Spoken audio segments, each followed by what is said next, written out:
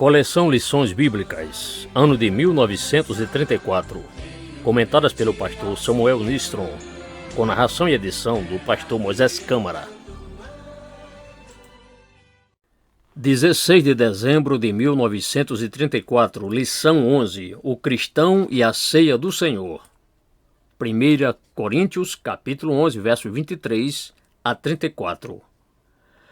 Porque eu recebi do Senhor, que também vos ensinei, que o Senhor Jesus, na noite que foi traído, tomou o pão, e, tendo dado graças, o partiu e disse: Tomai, comei. Isto é meu corpo que é partido por vós. Fazei isto em memória de mim. Semelhantemente, também, depois de cear, tomou o cálice, dizendo: Este cálice é o Novo Testamento no meu sangue. Fazei isto todas as vezes que beberdes, em memória de mim. Porque todas as vezes que comerdes este pão e beberdes este cálice, anunciais a morte do Senhor, até que venha. Portanto, qualquer que comer este pão ou beber o cálice do Senhor indignamente, será culpado do corpo e do sangue do Senhor. Examine-se, pois, o homem a si mesmo, e assim coma deste pão e beba deste cálice. Porque o que come e bebe indignamente, come e bebe para si mesmo o juízo, não discernindo o corpo do Senhor. Por causa disto, há entre vós muitos fracos e doentes, e muitos que dormem. Porque, se nós nos julgássemos a nós mesmos, não seríamos julgados. Mas quando somos julgados, somos repreendidos pelo Senhor, para não sermos condenados com o mundo. Portanto, meus irmãos, quando vos ajuntais para comer, esperai uns pelos outros. Porém, se algum tiver fome, coma em casa, para que vos não ajunteis para condenação. Quantas demais coisas, ordená-las-ei quando for. Texto áureo. Porque todas as vezes que comerdes este pão e beberdes este cálice, anunciais a morte do Senhor, até que venha.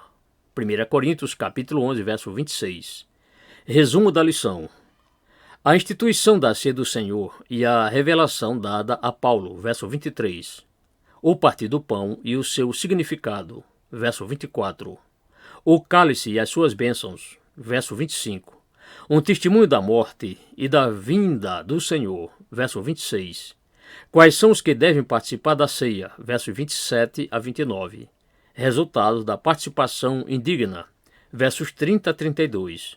Um ato de respeito que deve ser celebrado com ordem, versos 33 e 34. Na ocasião da última Páscoa legal, foi instituída esta festa ou solenidade cristã, a que chamamos Ceia do Senhor. A Páscoa possui seu valor significativo, como uma solenidade típica, enquanto a realidade não tinha tomado lugar. Mas, vindo a morte do Cordeiro de Deus, a Páscoa, o tipo perdeu seu valor real pelo permanente e pelo novo concerto firmado com o sangue de Jesus, o qual substituiu o velho.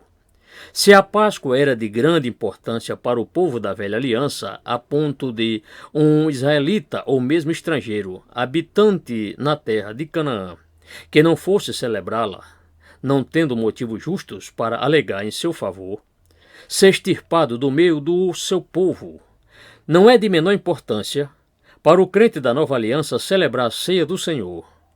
Quantos não estão em falta diante do Senhor nesse sentido? Paulo não esteve presente à instituição da ceia, mas, segundo as suas palavras, recebeu ordem direta do Senhor. Assim como a Páscoa era um tipo ou uma sombra das coisas celestes, mas não a sua realidade, assim também é a ceia do Senhor, que representa não o sacrifício de Cristo na sua realidade, mas o ato de memória, que traz consigo grandes bênçãos e é de muito valor espiritual. Jesus partiu o pão depois de ter dado graças. O ato de partir um só pão, e não muitos pães, dá-nos um belo símbolo de que somos um só pão e um só corpo, porque todos participamos do mesmo pão. A união dos crentes é das mais íntimas, espiritualmente falando. Este pão é o meu corpo. É uma figura que, como muitas outras, Jesus usou para explicar as verdades de Deus. Eu sou o caminho, eu sou a porta, eu sou a videira. São metáforas de igual valor e uso. O cálice também, chamado cálice de bênçãos, é uma figura da comunhão do sangue de Cristo. 1 Coríntios, capítulo 10, verso 16.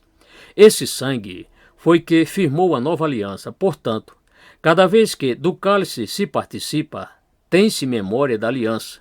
Isto nos desperta para sermos fiéis a nosso Senhor e amigo, fiéis até a morte, pois ele derramou o seu sangue por nós. Pela celebração do ato, testificamos da morte expiatória de Cristo, a qual é a base da comunhão com Deus e com seu Filho e a base da nossa comunhão com uma igreja.